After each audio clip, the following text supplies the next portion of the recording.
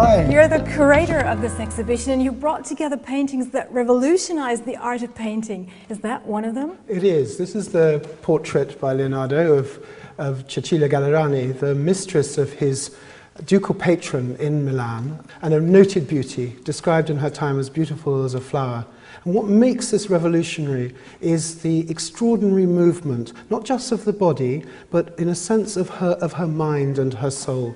You really feel as if you're in the presence of somebody who's alive. And a poet of the time said that she seems to listen and not speak. And in a way that sums her up. And why is she holding an ermine? Well, it's an emblem of her purity, because ermines were supposed to die rather than sully their white fur. It's a reminder of her name, because the Greek for ermine is Galler, and so her surname is Gallerani. And finally, it's an allusion to her lord and master, to Ludovico il Moro, who had been given the order of the ermine by the King of Naples and was therefore called L'Ermelino, the little ermine. So he put together several messages in one painting. It's typical of Leonardo to include this extraordinary layers of meaning, and what's so wonderful about having the picture here is having the time to tease them out. Can you show us some other paintings? I'd love to. To protect the delicate paintings, light levels are kept low, but the lighting experts brought out the glow of the colors. So this is the National Gallery's own version of the Virgin of the Rocks. And really it was our decision to clean and restore this picture that prompted the whole exhibition in the first place. There are some parts in this painting that are very dark and others are very light and stand out. How did Leonardo work with the light? Well, Leonardo's really attempting, I think, here to work in a way almost like a sculptor more than a painter. And what he's doing here is a technique known as sfumato, smoky painting. So what you see here is extraordinary transitions, delicate transitions of shadows, and really half shadows.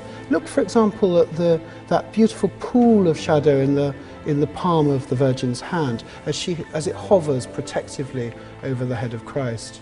What we're seeing here, I guess, is Leonardo's response to the enormous sculpted altarpiece that would have surrounded this picture. Because this, of course, was painted for the Confraternity of the Immaculate Conception in Milan and would have been the centerpiece of a much, much larger ensemble by a whole range of other people.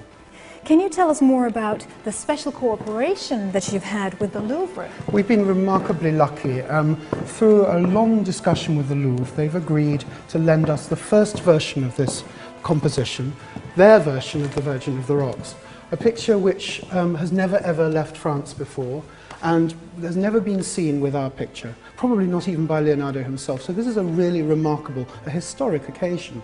And you can see in the picture that he was doing something different in that first version. The first version, for example, Leonardo gives the angel a pointing hand, pointing over to the little Baptist on the other side of the painting. I mean, in a sense, this is a much more naturalistic picture. What you're seeing here is Leonardo recording rocks and plants, and even the figures themselves, much more precisely. This is the painter as mirror of nature. And what he thought was that investigating all the details of God's creation was in itself a devout activity. So put into a picture, that gives the painting particular religious potency. The exhibition has scholarly ambitions and provides research opportunities. Alongside the paintings, it features related drawings and gives the visitor an insight on how Da Vinci observed the natural world and worked out ways to combine both natural and transcendent beauty in his paintings. I understand that there are some paintings that were lost and found again. Yes, remarkably, this is Leonardo's rediscovered Salvator Mundi that has astonishingly turned up in the United States of America and was recognized as a work of Leonardo as it was being cleaned and restored. What is special about this painting?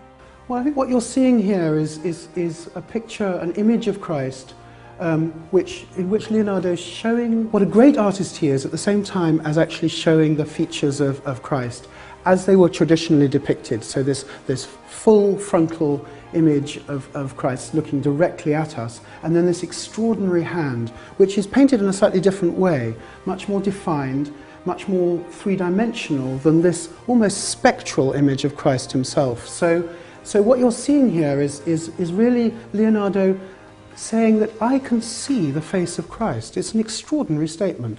How many paintings and drawings did you get together for this exhibition? Well, this is the 9th, and as a result, a remarkable addition to the exhibition. 9, remember, of only 15 or 16 pictures that survive by Leonardo in the world. So 9 paintings and 50 amazing drawings, which we brought together for the very first time.